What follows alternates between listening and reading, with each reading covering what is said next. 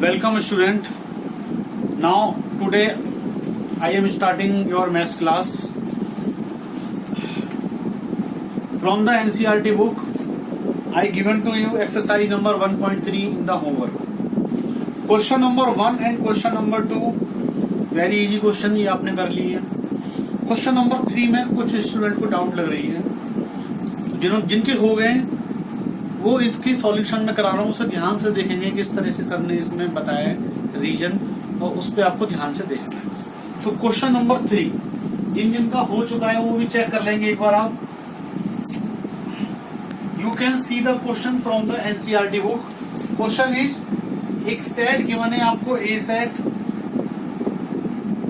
और इसके अंदर एलिमेंट है 1 2 3 4 5. अब स्टूडेंट आप देखोगे यहां पर एक सेट गिवन है आपको. ये बड़ा टेक्निकल सेट है क्योंकि एक सेट के अंदर भी एक सेट की फॉर्म में एक वैल्यू दे रखी है, लेकिन ए सेट के लिए ये सब क्या होंगे, ए सेट के लिए ये सब होंगे एलिमेंट, और एलिमेंट हमेशा बिलोंग करता है. ये आपको पहले क्लियर कर लेना है. हमेशा एलिमेंट बिलोंग करेगा और सब सेट होने के लिए छोटा सेट होना चाहिए. तो स्टूडेंट मैं एक एक करके सारे पार्ट्स को आपको क्लियर कर रहा हूं कि कौन सा सबसेट है और कौन सा एलिमेंट इसके अंदर बिलोंग करेगा. तो ध्यान से आप 1 बाय 1 पार्ट को देखेंगे, बताना है करेक्ट और इनकरेक्ट. आपको रीजन है, लॉजिक आपको पता होना चाहिए. तो सबसे पहले स्टूडेंट फर्स्ट पार्ट है इसका 3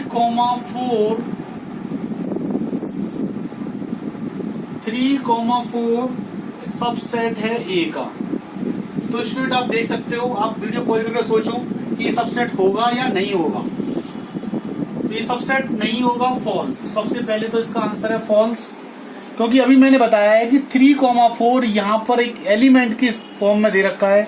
तो हियर 3 4 बिलोंग करता है ए में, बट इसका सबसेट नहीं. अगर 3 4 ये जो एलिमेंट गिवन है सेट की फॉर्म में, इसके ऊपर एक और साइन लगा होता है ऐसे, तब ये सबसेट हो सकता था ए का.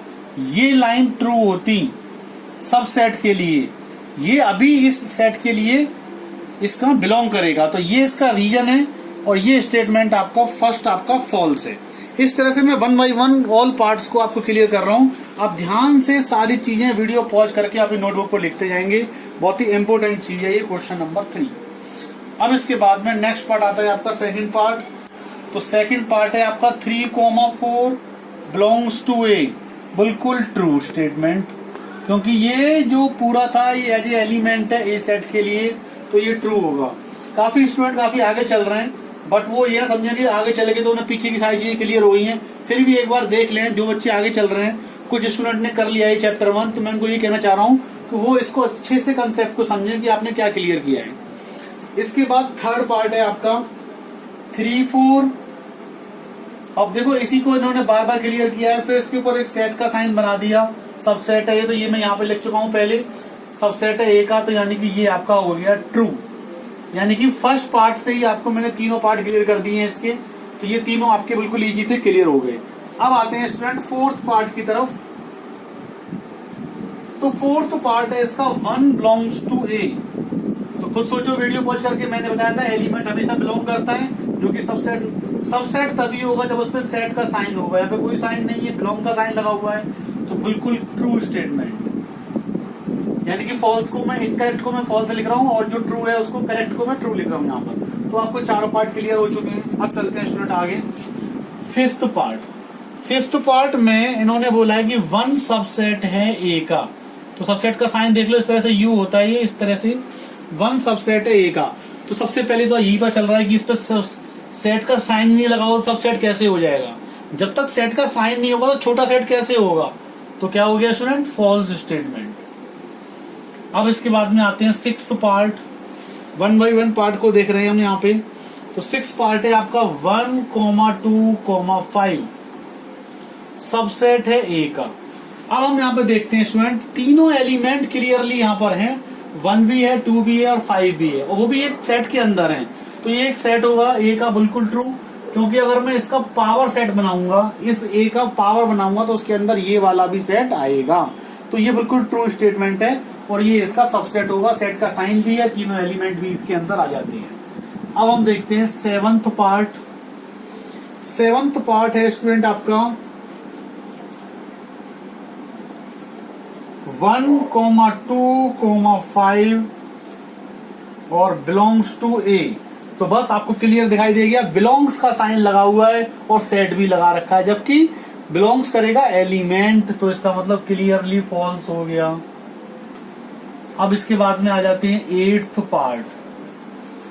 तो एट्थ पार्ट इसलिए मैंने 1 by 1 ऑल पार्ट्स को ले रहा हूं जिससे आपको क्लियर हो जाए।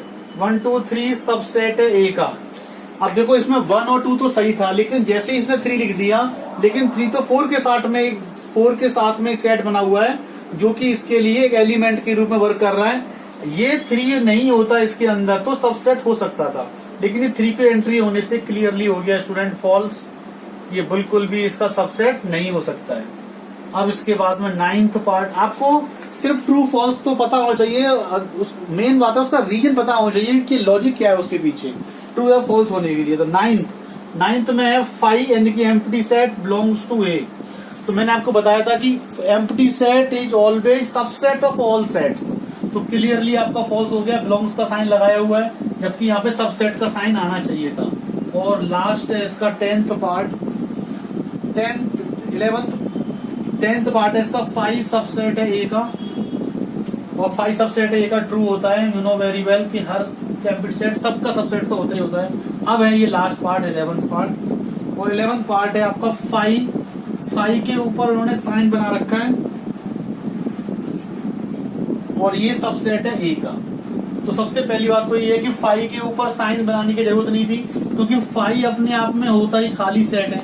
अब इसके ऊपर एक और सेट का साइन बना दिया, तो इसका मतलब ये हो गया आपका फॉल्स स्टेटमेंट, क्योंकि 5 सबसेट है ए का, इसके ऊपर ये एक और सेट का साइन बनाने की रिक्वायरमेंट नहीं थी, तो ये हो गया आपका फॉल्स। इस तरीके से ये क्वेश्चन नंबर 3 के ट्रू और फॉल्स थे, लेकिन इसमें इसका लॉजिक और रीजन आपको पता होना चाहिए कि किस क्वेश्चन में इसका ट्रू होगा, किस क्वेश्चन में उसका फॉल्स होगा। ये आपको क्लियर हो गया वो question. Now I am taking next question. अब question number 4 is, student you can see the question in the NCERT book. अगर आपके पास बुक अवेलेबल नहीं है तो आप डाउनलोड भी कर सकते हो नेट से, अदरवाइज बुक्स का इजीली मिल रही है तो वहां से आप अरेंज कर सकते हो एनसीईआरटी की बुक। तो क्वेश्चन नंबर 4 में write down the all subset of the following sets. इसमें 4 पार्ट्स हैं, जैसे कि मान लो फर्स्ट पार्ट लेता हूं मैं इसका, और इसके अंदर एक एलिमेंट दे रखा, एक सेट दे रखा है, वो मान लिया मैंने ए सेट है और इसका एलिमेंट है ए। तो इसके कितने छोटे सेट बन सकते हैं, कितने सबसेट बन सकते हैं, ये बताना है। तो बिल्कुल सिंपल था, लॉजिक था। नंबर ऑफ सबसेट के लिए मैंने फॉर्मूला बता रखा है तुम्हें, नंबर ऑफ सबसेट्स फॉर्मूला था आपका 2 की पावर n। तो कितने एलिमेंट है यहाँ पर, 1 एलिमेंट है, तो 2 की पावर 1 यानी कि 2, यानी कि इसके 2 ही छोटे सेट बन सकते हैं। एक तो ये अपने आप का सबसेट होता है, और एक 5 सबका सबसेट होता है। अगर इन दोनों को मैं एक सेट के अंदर लगा दूंगा तो वो उसका पावर सेट हो जाएगा। तो इसके अंदर से इसके 2 ही सबसेट हो सकते हैं। ये हो चुका है आपका पूरा क्वेश्चन नंबर 4 का फर्स्ट। इसी सीक्वेंस में मैं एक और करके दिखा देता हूँ, बाकी के फिर इजी है इसके। और इसका सेकंड पार्ट है, मान लो एक सेट है आपका a, b, तो प्रोसेस वही है कि इसमें कितने एलिमेंट हो गए यहाँ पर 2, तो नंबर ऑफ सबसेट्स फॉर्मूला था आपका 2 की पावर n, तो 2 की पावर n मीन्स 2 की पावर 2। तो इसके 4 सबसेट पॉसिबल हैं। इस सेट के छोटे सेट 4 हो सकते हैं, और कौन कौन से वो 4 सेट, जैसे मैं अगर एक एलिमेंट एक पे करली ब्रैकेट लगा देता हूं तो मैं कह सकता हूं कि ये इसका छोटा सेट होगा। बी पे लगा देता हूं तो ये इसका छोटा सेट होगा। ए और बी पे लगा देता हूं तो ये इसका सेट है, और एक 5 तो होता ही होता है। तो 4, इन 4 से ज्यादा कोई भी आप 5वां सेट ऐसा नहीं बना सकते हो क्योंकि इसका सबसेट हो, इसका छोटा सेट हो। अगर इन सबको मैं एक सेट के अंदर लगा देता हूं तो वो इसका पावर सेट हो जाएगा। तो मुझे लग रहा है क्लियर हो गया होगा आपको कि कितने सबसेट इसके होंगे। जिसको डाउट में था वो इसको सॉल्व कर लेंगे। अब इसके बाद में next question number 5, how many elements has power set P A. तो क्वेश्चन नंबर 5 देखेंगे आप इधर, क्वेश्चन नंबर 5, और ये इसमें दे रखा है 5 में इफ ए इक्वल्स टू 5, 5 का मतलब हो गया खाली सेट है, कोई भी एलिमेंट नहीं है यहाँ पर, तो इसके पावर में कितने होंगे, तो वही आपको ये पता लगाना है कि नंबर ऑफ सबसेट कितनी है। तो सबसे पहले आप क्या करेंगे, नंबर ऑफ सबसेट पता लगाएंगे। तो नंबर ऑफ सबसेट होते हैं 2 की पावर n, अब कोई एलिमेंट ही नहीं है, खाली है यहाँ पे, तो 2 की पावर 0 यानी कि 1, केवल एक ही इसका सबसेट होगा 5, क्योंकि यहाँ पे 5 एलिमेंट है तो 5 का 5 सबसेट हो गया। तो पावर सेट के अंदर एक ही आएगा क्योंकि यहाँ पर एक ही एलिमेंट है। तो क्वेश्चन था इसमें how many element has PA, तो आप लिख दोगे यहाँ पे number of element in PA equals to 1। ये इसका आंसर हो जाएगा कि पावर सेट में सिर्फ एक ही एलिमेंट होगा। तो क्वेश्चन नंबर 4 और 5 भी अगर आपके डाउट में है तो आपके हो चुके हैं। अब मैं आपको इंटरवल वाला क्वेश्चन बता रहा हूँ, कुछ बच्चों को इंटरवल क्लियर नहीं हुआ है तो आपको इंटरवल आपको क्लियर हो जाएगा क्वेश्चन नंबर 6 में। टेकिंग क्वेश्चन नंबर 6, ये मैंने आपको होमवर्क में दिया था बच्चों करने के लिए। जिनका हो चुका है क्वेश्चन वो अपना टैली कर लेंगे स्टेप बाय स्टेप, और जिनसे नहीं हो पाया वो यहाँ पे इसका सॉल्यूशन देखेंगे कि मैं किस तरह से इसे सॉल्व कर रहा हूँ। तो क्वेश्चन नंबर 6 था आपका, you can see the question from the NCERT book. Question is question number 6 first part, right the interval form. तो इंटरवल का कंसेप्ट मैंने आपको बताया था। अब फर्स्ट पार्ट देखेंगे आप, क्वेश्चन क्या है, x belongs to real number, comma -4 less than x less than equals to 6। तो स्टूडेंट बिल्कुल सिंपल क्वेश्चन है ये, और इसको इंटरवल फॉर्म में चेंज करना है। तो आप पहले यहाँ पे लिखेंगे इंटरवल फॉर्म, जिनका हो चुका है वो मैच कर लेंगे अपना क्वेश्चन। इंटरवल फॉर्म में देखो यहाँ पे आपने साइन दोनों अलग अलग लगे हुए हैं, यहाँ पे इक्वल का साइन भी इंक्लूड है और यहाँ पे इक्वल का साइन इंक्लूड नहीं है। तो इसका मतलब कैसे होगा, तो पहले आप लगाएंगे ओपन इंटरवल -4, क्योंकि लेस जो वैल्यू छोटी वैल्यू होगी माइनस में होगी इधर आएगी, और पॉजिटिव वैल्यू हमेशा राइट साइड में आएगी। तो कॉमा, अब 6 और 6 पे लगा देंगे आप क्लोज इंटरवल। तो इसका मतलब क्या है कि जो x का जो आंसर है वो 6 हो सकता है, 6 है, क्योंकि यहाँ पे साइन लगा हुआ है इंक्लूडेड वाला, और ये होता है ओपन इंटरवल एक्सक्लूडेड, मतलब x का आंसर 4 नहीं है, 4 से ज्यादा है, यानी कि -3 की तरफ है, कुछ भी हो सकती है, और इसके बीच में हजारों लाख रियल नंबर में हजारों लाखों वैल्यू पॉसिबल है। तो ये आपकी इंटरवल फॉर्म हो चुकी है क्वेश्चन नंबर 6 का first part. Now second part, तो 1 by 1 I am doing this question. x belongs to r, comma -12 less than x less than -10। अब आप देखेंगे यहाँ पे दोनों ही टर्म माइनस के हैं, लेकिन छोटा कौन सा है। अब मैं आपसे पूछता हूँ कि -12 छोटा है कि -10 छोटा है, तो ऑब्वियसली माइनस का 12 छोटा होगा। यहाँ पर ग्रेटर का साइन लगा हुआ नहीं है, तो कौन सा इंटरवल लगेगा, ओपन इंटरवल। आप यहाँ पे लिख देंगे इंटरवल फॉर्म,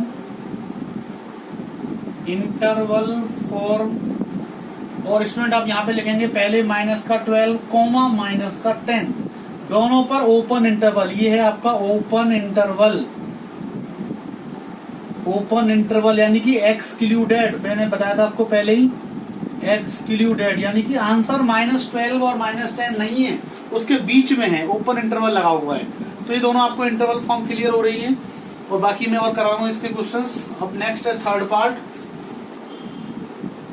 तो थर्ड पार्ट है इसका, x such that x belongs to r, comma 0 less than equals to x less than 7।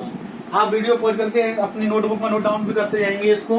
तो क्या होगी इंटरवल फॉर्म, 0 पे लगा हुआ है तो क्लोज्ड, कॉमा 7 और 7 पर ओपन। तो ये आपको क्लियर हो गया कैसे लिया है मैंने इंटरवल फॉर्म में, क्योंकि 0 पर लेस देन इक्वल, यानी कि x का आंसर 0 भी है और 0 से ग्रेटर भी है, बट 7 नहीं है, 7 से लेस है, तो 7 पे हमने लगाया है open interval. Now third part, sorry fourth part is x such that x belongs to r। ये सेट बिल्डर फॉर्म है किसी भी सेट की, 3 greater less than equals to x और लेस देन इक्वल्स टू 4, यानी कि जो x की वैल्यू है वो 3 से ग्रेटर है और 4 से लेस है, इक्वल भी है। तो इसका मतलब इंटरवल फॉर्म क्या होगी, तो इंटरवल फॉर्म होगी आपकी दोनों पर क्लोज्ड और 3, 4।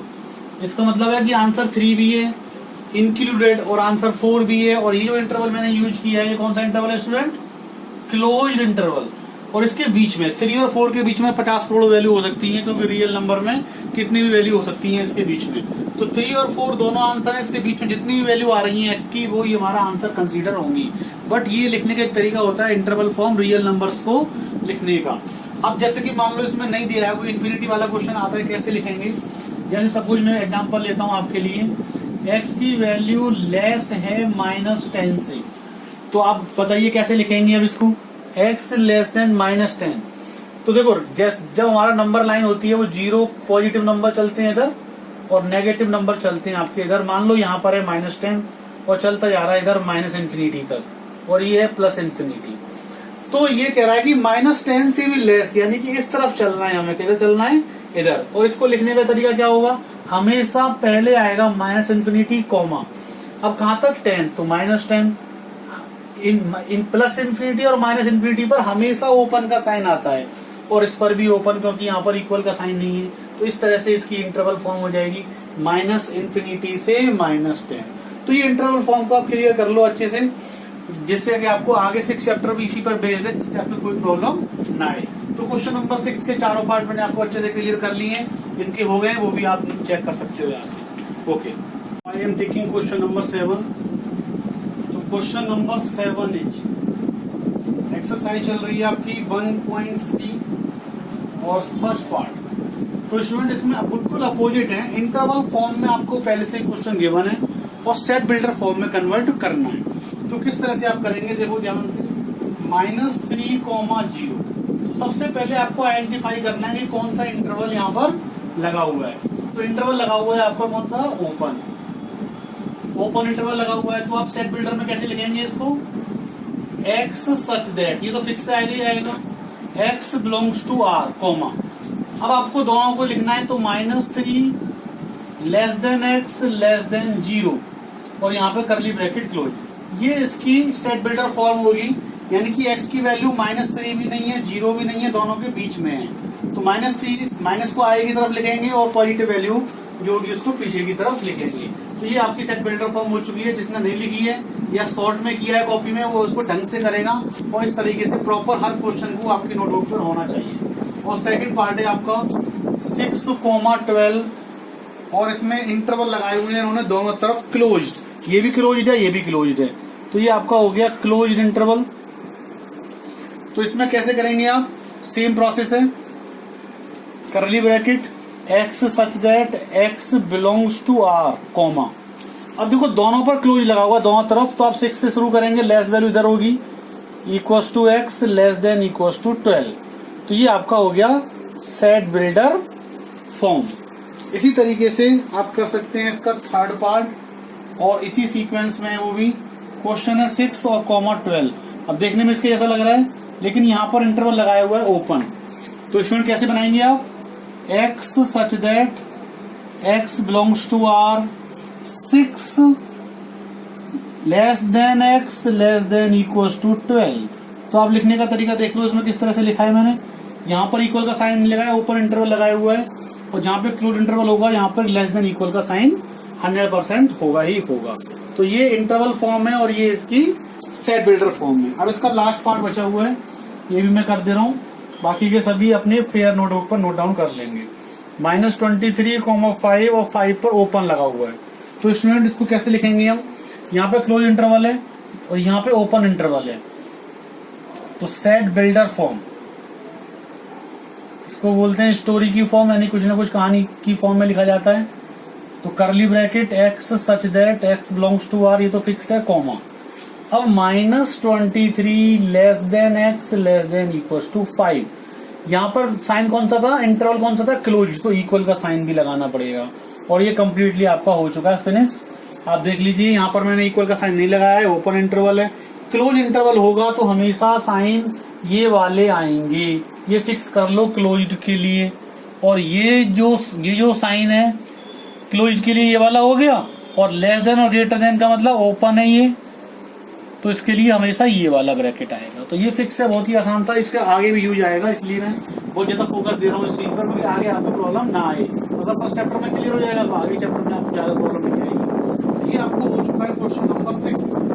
अब स्टूडेंट आप देखेंगे क्वेश्चन नंबर नेक्स्ट 8 और 9, 2 क्वेश्चन बचे हुए हैं इसके पास। अब ये दोनों क्वेश्चन का कंसेप्ट आपको मैं बता रहा हूँ, जिससे आपकी एक्सरसाइज नंबर 1.3 हो जाएगी complete. Students, now I am taking question number 8। Question number 8 theoretical question है। What the universal set would you propose for the each of the following. इसमें देखो क्या है कि दो पार्ट दे रखे हैं, set of right triangles, the set of isosceles triangle. Right triangle आपको पता है, क्वेश्चन नंबर 8 में आपको पता ही है राइट ट्रायंगल जिसमें एक 90 का एंगल होगा, राइट ट्रायंगल। और सेकंड आपको दे रखा आइसोसेल्स। आइसोसेल्स आपको पता ही है क्या होता है, दो साइड इक्वल होती हैं, तो ये हो गया आपका आइसोसेलेस ट्रायंगल।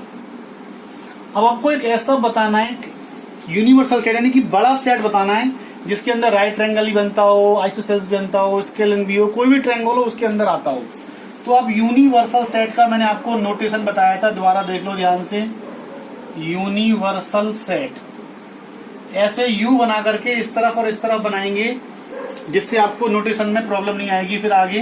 तो ये इसका नोटेशन है। अब यूनिवर्सल सेट के लिए मैं क्या लूंगा, यहाँ पर एक ऐसा सेट लूंगा जिसमें ये सारे ट्रायंगल्स आएंगे। तो मैं यहाँ पे लिख दूंगा सिर्फ the set of the triangles. बस एक बड़ा सेट है, ये एक ट्रायंगल्स का सेट है जिसके अंदर राइट भी होगा, आइसोसेल्स भी होगा, सारे सेट्स उसके अंदर आएंगे।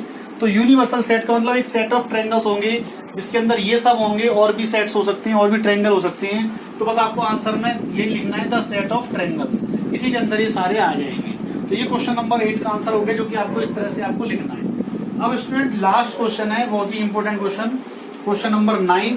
इसको भी मैं आपको बता रहा हूँ, क्लियर कर रहा हूँ आपको एक एक चीज, और आपको ध्यान से फर्स्ट चैप्टर बहुत ही इंपॉर्टेंट चैप्टर है ये, क्योंकि ये जैसे ही आप कंपटीशन लेवल पे जाओगे सबसे ज्यादा यूज होगा सेट्स का। तो इसलिए इस चैप्टर को क्लियर कर लो, जिससे कि बाद में आपको कोई प्रॉब्लम ना आए। 0 2 4 6 8 इस चैप्टर के एप्लीकेशंस बहुत ज्यादा है, प्रोबेबिलिटी में ये चैप्टर यूज होगा, आगे कंपटीशन लेवल में बहुत ज्यादा यूज होता है इस चैप्टर का। तो बहुत ही इंपॉर्टेंट चैप्टर है, जितना आसान देखने में लग रहा है उतना ही ज्यादा इंपॉर्टेंट ये चैप्टर है। तो इसको आप ये मत समझो और इसको लाइटली मत लो, ढंग से और हर स्टेप को क्लियर करते हुए चलो। तो ये 1.3 एक्सरसाइज चल रही है, इसका क्वेश्चन नंबर 9 है ये लास्ट। इसमें देखो 3 सेट्स आपको गिवन है, ए सेट, बी सेट और सी सेट। अब हमें एक यूनिवर्सल सेट बनाना है इसके लिए, जो कि इन 4 पार्ट में से सर्च करना है कौन सा होगा। तो 1 बाय 1 लॉजिकली बता रहा हूँ आपको कौन सा नहीं होगा और कौन सा होगा। तो फर्स्ट पार्ट आपको दे रखा है इसमें 0 1 2 3 4 5 6। तो स्टूडेंट ये इसका यूनिवर्सल सेट नहीं होगा, क्योंकि इसमें ए सेट के 1 3 5 तो हैं, बी सेट के 2 4 6 तो हैं, बट सी सेट का 8 एलिमेंट इसके अंदर नहीं आया है। जबकि मैंने आपको बताया यूनिवर्सल सेट वो होता है जिसमें ये तीनों सेट के ऑल एलिमेंट्स और एक्स्ट्रा भी एलिमेंट हो सकते हैं। तो इसका मतलब ये यूनिवर्सल सेट इन तीनों के लिए नहीं हो सकता। अब सेकंड पार्ट देखते हैं। सेकंड पार्ट है 5, तो 5 तो हो ही सकता है, इसके अंदर कोई एलिमेंट ही नहीं है। अब हम देखते हैं थर्ड पार्ट। तो थर्ड पार्ट है स्टूडेंट आपका 0 1 2 3 4 5 6 7 8 9 10 7 8 9 10। तो स्टूडेंट आप देख रहे हो यहाँ पे ए सेट के ऑल एलिमेंट बिलोंग कर रहे हैं इसके अंदर, बी सेट के ऑल एलिमेंट बिलोंग कर रहे हैं, सी सेट के ऑल बिलोंग कर रहे हैं 0 2 4 6 8 0 2 4 6 8, और इसके अंदर एक्स्ट्रा भी है 9 और 10 एक्स्ट्रा एलिमेंट भी हैं। तो इसका मतलब ये जो थर्ड पार्ट है वो इन तीनों के लिए क्या होगा, यूनिवर्सल सेट होगा। इसके अंदर एक्स्ट्रा भी हो सकती है, ऑल एलिमेंट हो सकती है। तो आप लिख दोगे third part is universal set, universal set for all given sets. तो ये होगा थर्ड पार्ट। और फोर्थ पार्ट को भी चेक कर लेते हैं एक बार, जो कि है आपका 1 2 3 4 5 6 7 8। तो ये क्लियरली यूनिवर्सल सेट नहीं हो सकता है, क्योंकि अंदर 0 आ रहा है सी सेट के अंदर, जो कि यहाँ पे 0 लाई नहीं करता है। तो इसका मतलब ये यूनिवर्सल सेट पॉसिबल नहीं है होना। तो यही आपको देखना था कि यूनिवर्सल सेट कौन सा होगा जिसके अंदर ऑल सेट्स होंगे। जैसे अगर मैं इस सेट को अगर लेट कर लेता हूं कि ये मान लो एक डी सेट है, तो इसका मतलब ए के तीनों इसके अंदर हैं, यानी कि जो ए सबसेट होगा डी का, बी के 2 4 6 इसके अंदर हैं तो बी सबसेट होगा डी का, और सी के तीनों इसके अंदर हैं तो सी सबसेट होगा डी का। यानी कि ये तीनों सबसेट होंगे, ये तीनों सबसेट होने चाहिए और इसमें एक्स्ट्रा एलिमेंट भी हो सकते हैं। तो ये आपका हो गया क्या, यूनिवर्सल सेट। तो ये आपका यूनिवर्सल सेट का कंसेप्ट हो चुका है क्लियर। और इसी के साथ में आपकी एक्सरसाइज नंबर 1.3 कि ऑल क्वेश्चंस और ऑल एग्जांपल्स मैंने आपको क्लियर कर दिए हैं। अब आपको देखना ये है कि कोई भी क्वेश्चन आपका प्रीवियस एक्सरसाइज में, एक्सरसाइज नंबर 1.1 में, 1.2 में, 1.3 में विद एग्जांपल्स कोई बचा हुआ तो नहीं है। अगर आपको कोई भी रह गया है तो उसको साथ साथ करते चलो। अब नेक्स्ट एक्सरसाइज में शुरू करूंगा वेन डायग्राम्स, जो कि बहुत ही इंपोर्टेंट है, ऑपरेशन ऑन द सेट्स, जो कि नेक्स्ट वीडियो में आपको कंसेप्ट क्लियर किया जाएगा। यहाँ तक 1.3 तक अपना वर्क आप नोटबुक पे करेंगे। उसके बाद जो भी आपने वर्क नोट किया है उसकी आप फोटो क्लिक करके जो ईमेल आईडी आपको दी गई है उसके होमवर्क पर सेंड करेंगे। इंटरनल मार्क्स 20 मार्क्स जो आप होमवर्क सेंड कर रहे हो मुझे उसी पर भेजना, ध्यान रखना ये बहुत ही इंपोर्टेंट मार्क्स है आपके लिए। जिसका होमवर्क मेरे पास आएगा, मार्क लगा हुआ है, टिक लगा हुआ है, उसी को 20 में से मार्क्स मिलेंगे। अदरवाइज 1 2 3 4 इतने ही मार्क्स मिल पाएंगे, जो कि आपके बहुत ही अच्छे मार्क्स नहीं होंगे। इसलिए आप डेली का वर्क करो और होमवर्क रेगुलरली सेंड करो। ओके।